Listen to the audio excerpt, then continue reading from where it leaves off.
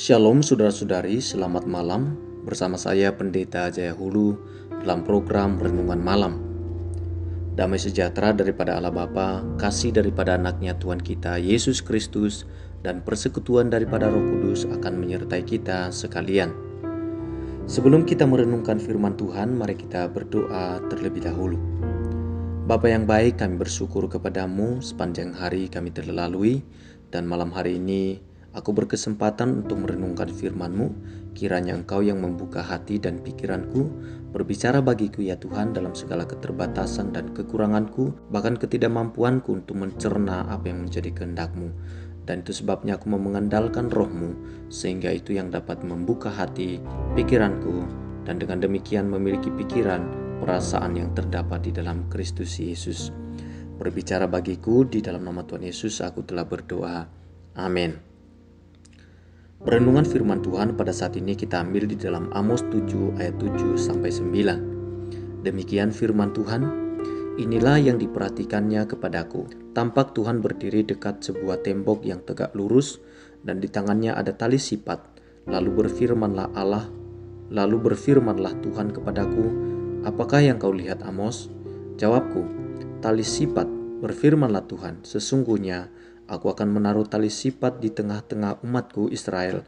Aku tidak akan memaafkannya lagi. Bukit-bukit pengorbanan daripada Ishak akan dilicin tandaskan, dan tempat-tempat kudus Israel akan diruntuhkan. Dan aku akan bangkit melawan keluarga Yerobeam dengan pedang. Saudara-saudari, ukuran dari kebenaran yang sejati adalah keselarasan dengan kehendak Allah. Perlu diingat bahwa apa saja yang lumrah di mata manusia belum tentu benar di mata Allah. Ukuran kebenaran yang digunakan oleh manusia bersifat berubah-ubah. Apa yang hari ini dianggap benar, besok bisa saja dianggap sebagai hal yang keliru. Tetapi tidak demikian halnya dengan ukuran dari kebenaran yang digunakan oleh Allah sendiri, yaitu kehendaknya. Kehendaknya tidak pernah berubah, sungguh-sungguh benar sehingga dapat diandalkan. Oleh karena itu, sebaliknya, dari hanya mengacu kepada penilaian manusia, kita harus mengukur tindakan kita berdasarkan kehendak Allah.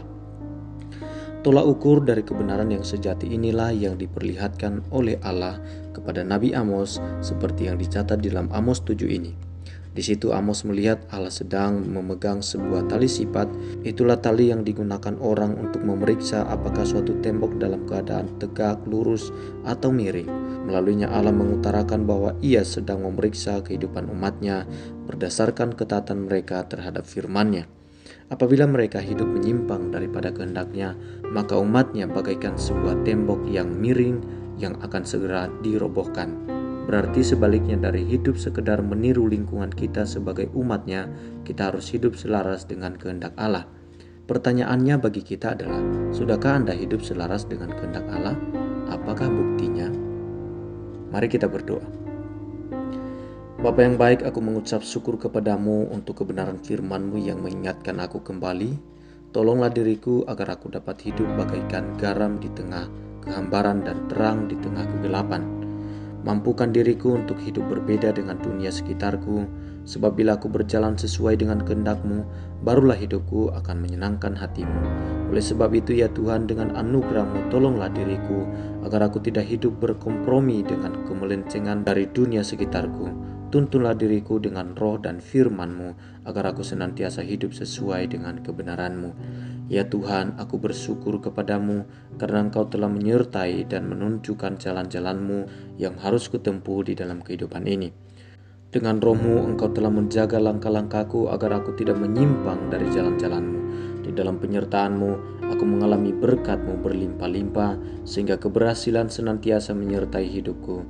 Dengan penuh pengharapan kepadamu, aku menyerahkan masa depanku ke dalam tangan-Mu ya Tuhan. Berkati orang-orang yang ada di sekitarku, orang tuaku, keluarga besarku, saudara-saudariku, dan orang-orang yang mengenal diriku. Kiranya Engkau Tuhan yang memakai aku untuk dapat menjadi saluran berkat bagi mereka. Dan pada malam hari ini aku kembali mengungkapkan pengakuan imanku kepadamu.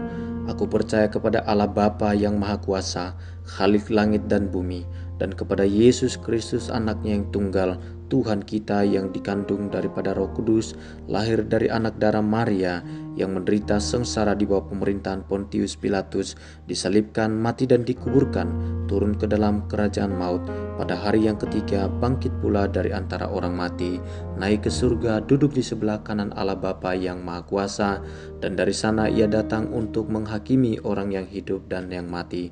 Aku percaya kepada Roh Kudus, gereja yang kudus dan persekutuan orang kudus, pengampunan dosa dan kebangkitan tubuh dan hidup yang kekal. Di dalam nama Tuhan Yesus aku telah berdoa. Amin.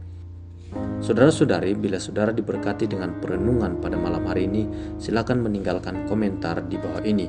Terima kasih, Tuhan Yesus memberkati.